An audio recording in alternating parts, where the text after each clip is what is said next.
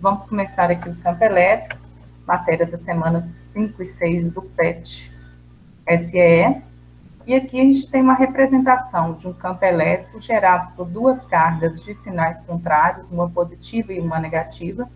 Então, você observa aqui como que essas linhas de força, elas se localizam aqui. Todas as linhas de força geradas por uma carga positiva, que gera um campo de afastamento, elas apontam para fora aqui. A carga negativa gera um campo de aproximação. Então, as linhas de força vai estar apontando para ela, aproximando tudo aqui. Observa também que perto da carga, essas linhas estão mais juntinhas, elas estão mais próximas. O que significa que nesse espaço aqui, o campo elétrico tem maior intensidade do que mais distante. Porque campo elétrico e força elétrica são inversamente proporcionais ao quadrado da distância.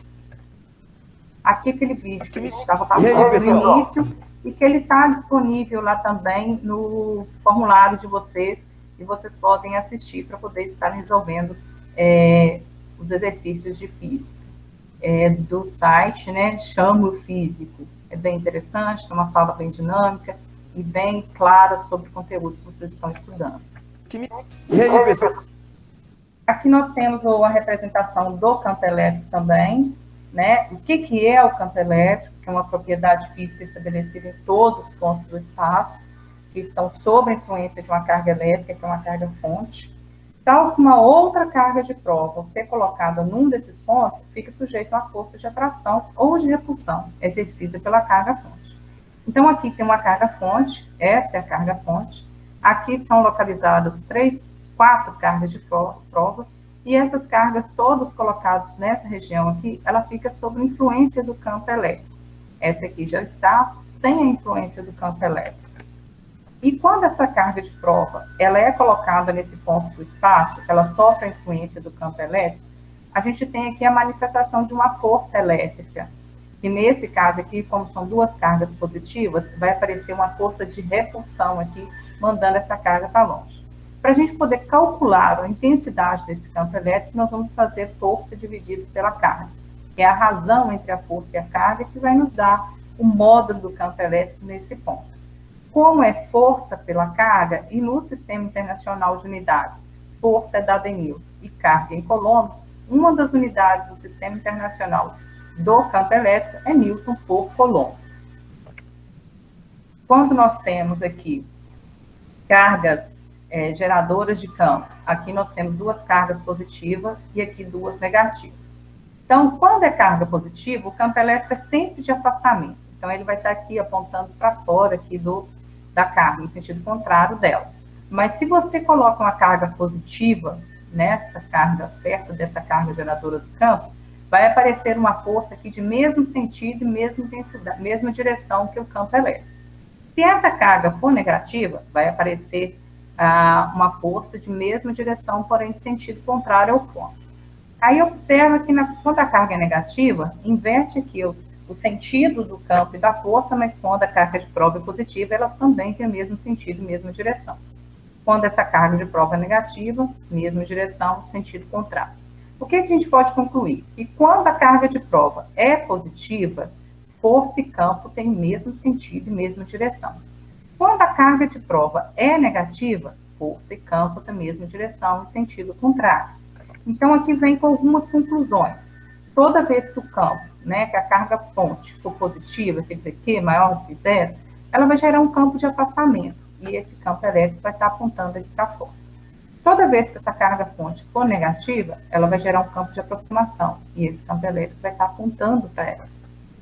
Uma partícula eletrizada Q, ela gera um campo elétrico na região do espaço que a circunda, porém, no ponto que é colocado, o vetor campo elétrico, devido à própria partícula, ele é nulo. E aí tem uma informação bastante importante, que é você considerar quando a carga de prova é maior do que zero, a força e o campo têm o mesmo sentido. Se a carga de prova for menor do que zero, força e campo têm sentidos contrários. Sempre força elétrica e campo elétrico têm a mesma direção. E aqui, para a gente calcular o módulo desse campo elétrico, quando ele é gerado por uma carga pontiforme fixa. Então, se a gente tem uma carga mais Q fixa aqui, e um ponto a uma distância D dela, a gente coloca uma carga de prova, vai surgir aqui uma força elétrica sobre essa carga de prova. Que nesse caso aqui é uma força de repulsão, porque a gente tem carga geradora do campo positivo, carga de prova também positiva. Como a gente já sabe que campo é calculado, fazendo a razão, entre a força e a carga, nós teremos carga vezes, né, a K, que é a constante eletrostática do meio, vezes a carga geradora do campo, vezes a carga de prova, dividido pela distância quadrada. Isso que eu estou substituindo para poder calcular o valor da força elétrica, que é dividido pela carga. Como aqui é vezes Q e aqui é Q, nós podemos cancelar esse Q aqui, e aí a gente pode calcular o campo elétrico fazendo só constante vezes a carga pela distância quadrada. Aí você observa aqui o quê? Que campo elétrico e distância são inversamente proporcionais. O campo elétrico é inversamente proporcional ao quadrado da distância, que significa o quê? Se você dobra a distância com 2 ao quadrado, campo elétrico dividido por 4. Se você triplica a distância, 3 ao quadrado, campo elétrico dividido por 9, né? E ela é diretamente proporcional à carga. Então, quanto maior a carga, maior o campo. Aqui nós temos o que significa cada letrinha dessa. Então, Q maiúsculo é carga fonte, Q minúsculo carga de prova, colocado em um ponto no campo gerado por Q. E D a distância do ponto P à carga fonte Q. Carga, distância e campo são inversamente proporcionais. Então, por isso que o gráfico, né, do campo elétrico pela distância vai ser também uma hipérbole cúbica, mostrando aqui que quando você aumenta a distância, você diminui o campo. Quando você diminui a distância, você aumenta o campo. Então, se você divide a distância por 2, você tem um campo 4 vezes maior, né? Mas se você duplica a distância, você tem um campo que 4 vezes menor, né?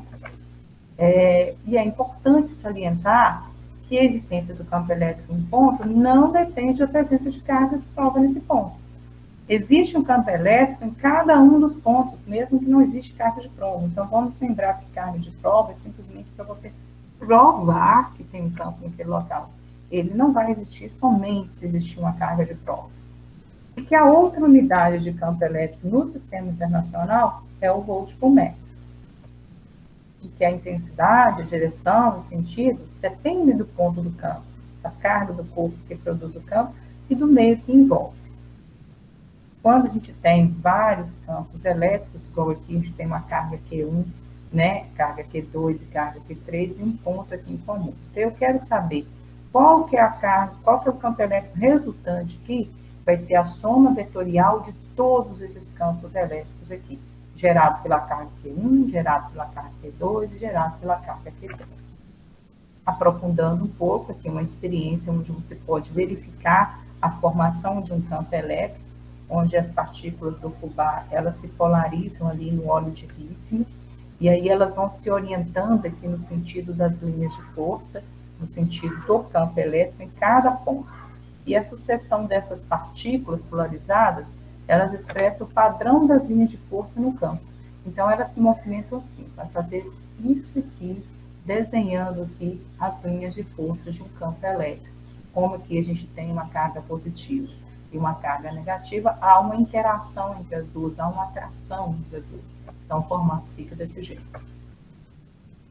As linhas de forças podem ser desenhadas assim, se for, né, positiva, elas vão apontar para fora, são com carga positiva, gera campo de afastamento. Quanto mais distante, menor o campo. Então, aqui a gente vai ter, né, por isso que está E1, E2, E3, porque o campo ele vai ser inversamente proporcional ao quadrado da distância. Então, quanto mais você aumenta a distância, né, menor o campo.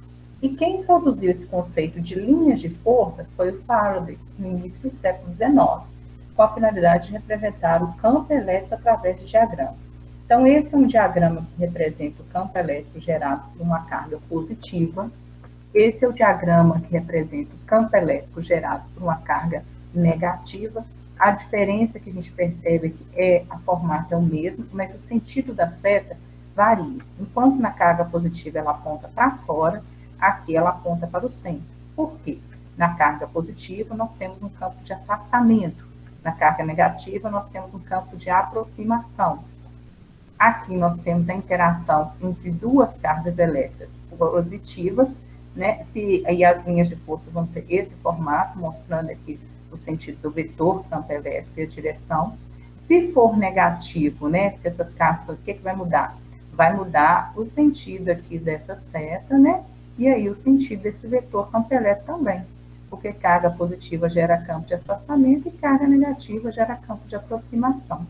Então aqui, olha, tem aqui agora a interação de duas cargas, uma positiva e uma negativa, de valores idênticos. Observa só que o formato, né, é diferente, porque aqui há uma interação entre as duas cargas, e o sentido do vetor campo elétrico vai ser desse jeito. Por quê? Carga positiva, campo de afastamento. Carga negativa, campo de aproximação. As características da linha de força é que ela é uma linha que tangencia cada ponto do vetor campo elétrico resultante, associado ao ponto considerado. E que quanto maior a distância até a carga, mais afastadas entre si estão as linhas, em conformidade com o que já foi visto. Isso porque o valor do campo diminui com a distância. Então, se você observar perto da carga, elas estão mais juntinhas. Longe da carga, elas estão mais afastadas. Então, a distância entre as linhas de força também representa que esse campo elétrico ele vai diminuindo com a distância. E, por convenção, as linhas de força elas são orientadas no sentido do campo elétrico, e são sempre perpendiculares à superfície dos corpos carregados. A trajetória das partículas, quando você coloca uma partícula positiva no campo elétrico, ela vai se movimentar no sentido do campo. Quando você coloca negativa, ela se movimenta em sentido contrário, né, contra o campo. Então, cargas positivas espontaneamente a favor. E, ó, repulsão, atração. Aqui, repulsão, atração. Então, elas vão movimentar dessa maneira no campo elétrico. Campo elétrico uniforme, né? É o céu, que a gente costuma dizer, CEU, né? É uma região do espaço onde o valor do campo é o mesmo em todos os pontos, tem mesma direção, mesmo sentido e mesma intensidade. As linhas de força são todas paralelas, igualmente, né, orientadas e espaçadas. E a gente pode representar esse campo elétrico uniforme com duas placas planas, paralelas e de espessura desprezível. Aqui mais uma representação desses campos, e aqui a formação dos raios, como que acontece durante uma tempestade. Faça uma experiência com balão, né, mostrando que as nuvens de tempestade, responsáveis pelos raios, elas apresentam geralmente cargas elétricas positivas na parte superior e negativas na parte inferior. Então, é como se essas nuvens polarizassem, que tivesse um polo positivo e um polo negativo. Durante uma tempestade, essas cargas negativas vão exercer uma atração sobre essas cargas positivas aqui do Sol, fazendo com que aconteça uma descarga elétrica da nuvem para o solo. Então, essas cargas positivas costumam-se considerar que elas estão entre 6 a 7 quilômetros de altura, enquanto que as negativas estão entre 3 e 4. Então, elas estão mais próximas do solo aqui. E que uma descarga elétrica, não há necessidade que o campo elétrico atinja de rigidez elétrica. Rigidez elétrica é quando o ar deixa de ser isolante e passa a ser condutor. Mas quando ela se aproxima dela, ou seja, cerca de 10 kV por metro, já são suficientes. E esse fenômeno, que é a primeira etapa, a gente vê assim, pequenas descargas, como se fosse uma árvore invertida, de uma nuvem para outra, e ela vai ionizando o ar, até que essa descarga piloto atinja o solo, e aí tem início a segunda etapa, que é a descarga principal. Essa tem grande luminosidade, é aquilo que a gente chama de relâmpago, né, dirigida da Terra para a nuvem, e tem uma velocidade de 30 mil quilômetros por segundo, que é a velocidade da luz. Quando a gente vê numa tempestade, o efeito luminoso desse raio, nós chamamos de relâmpago. E o efeito sonoro que resulta do forte aquecimento do ar, originando a rápida expansão para que essa descarga possa passar por ele, é que a gente chama de trovão. E não tem raio só entre a nuvem e a terra, mas entre nuvens e entre as partes de uma mesma nuvem. a gente pode observar durante o tempo que está chovendo. Voltando a reforçar que o trovão é uma onda sonora provocada pelo aquecimento do canal principal durante a subida da descarga de retorno. Atinge temperatura de 20 e 30 mil graus Celsius em apenas 10 microsegundos. E esse ar aquecido expande e gera duas ondas. A primeira é uma onda muito violenta, né, supersônica, é inaudível para nossa audição, para o ouvido humano. E a segunda é uma onda sonora de grande intensidade a distâncias maiores. Ela é o trovão que a gente escuta, o trovão audível. Tem algumas lendas e verdades em relação à chuva. Então, lenda: se não está chovendo, não caem raios. Né? Que, na verdade, os raios, se está chovendo a 15 km de distância, a gente pode cair um raio naquele local, sim. Outra coisa, sapatos com sola de borracha ou pneu de automóvel, evita que a pessoa seja atingida pelo raio. Não evita, né? Sapatos de borracha, pneu de automóvel são isolantes, sim. Mas o que vai proteger a pessoa durante uma tempestade em que está ocorrendo raio é a carroceria metálica do raio, do carro, porque ela forma uma blindagem eletrostática e protege todos que estão ali em seu interior sem tocar nas partes metálicas, porque em todo condutor oco, a carga elétrica se distribui na superfície interna dele.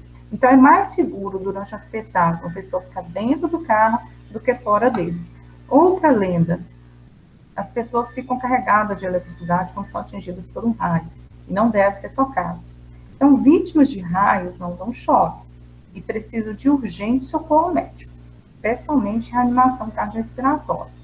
Uma outra lenda é que o raio nunca cai duas vezes no mesmo lugar. Eu digo que esse aí já virou até ditado popular, né? Não importa qual seja o local, ele pode ser atingido repetidas vezes durante uma tempestade. Isso acontece até com pessoas. O para-raio, então, qual é o objetivo do para-raio? É proteger uma determinada região, edifício, residência ou semelhante da ação danosa de um raio. Então, vai oferecer ao raio, durante uma descarga elétrica, um percurso seguro dessa descarga entre a Terra e a nuvem. O que é um para-raio? É uma haste de metal, né, com várias pontas aqui, onde a gente tem o poder das pontas. Então, as cargas elétricas, elas se localizam aqui na ponta desse para-raio, fazendo com que, exercendo, né, sobre essa carga elétrica aqui da nuvem, uma atração. E aí, torna-se tão intensa essa atração que ela vai ionizar o ar e forçar a descarga elétrica através do para-raio, que proporciona ao raio um caminho seguro até a Terra. E aí vai evitar que ele caia aqui em torno dela. Aplicações do campo elétrico. Então, a gente tem aplicações aí, é um desenho de um eletrocardiograma, porque o nosso corpo ele é capaz de gerar campos elétricos, que o nosso coração é capaz de gerar correntes elétricas que percorrem o tecido muscular, resultando no seu funcionamento. Então, toda corrente que gera um campo elétrico é uma grandeza vetorial, que podem ser captadas por aparelhos e transformadas em traçado. Então, esse aparelho que nós chamamos de eletrocardiograma, e ele é amplamente utilizado na medicina. Uma outra aplicação do campo elétrico são os flashes, né?